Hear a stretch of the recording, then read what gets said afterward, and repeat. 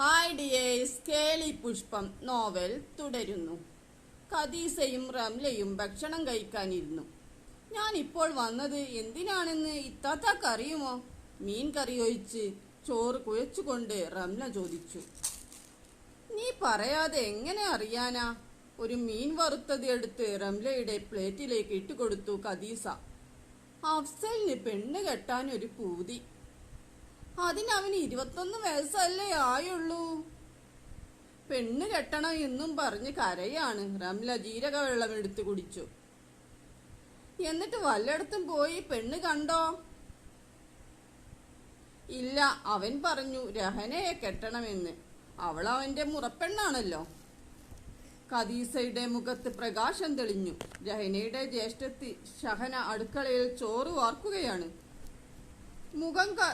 മുഖം കടുന്നൽ കുത്തിയതുപോലെ വീർത്തിട്ടുണ്ട്. അവിടേക്ക് ഖദീസ വന്നു. എല്ലാം തീരുമാനിച്ചല്ലേ? ഉമ്മയെ കണ്ടപ്പോൾ ഷഹന ചോദിച്ചു. എന്ത് തീരുമാനം? തുടരും.